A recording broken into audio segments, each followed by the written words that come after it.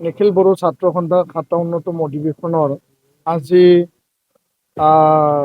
শেষ প্ৰতিনিধি সভা চূড়ান্ত যি আছিল, ইয়াত নিখিল বড়ো ছাত্ৰ সন্থাৰ 2025 পৰা 27লৈকে এটা নতুন কাৰ্যনিৰ্বাহক কমিটি গঠন কৰা হ'ল আৰু সকলো প্ৰতিনিধি সদস্য বা প্ৰতিনিধিসকলৰ সৰ্বসন্মতিক্ৰমে পুনৰবাৰ মোক দায়িত্ব ন্যস্ত কৰা হৈছে।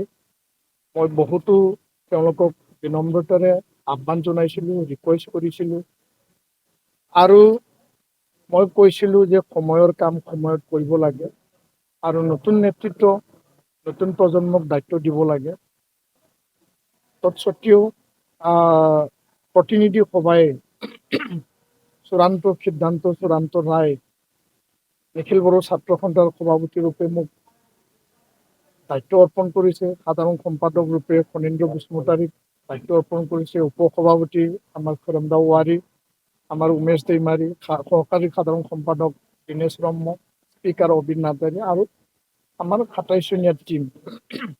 মই প্ৰতিনিধি সভাক ধন্যবাদ জনাইছোঁ, দুখেৰেও ধন্যবাদ জনাইছোঁ মই, কাৰণ জাতিটোৰ কাৰণে সকলোৱে আগুৱাই যাব লাগিব।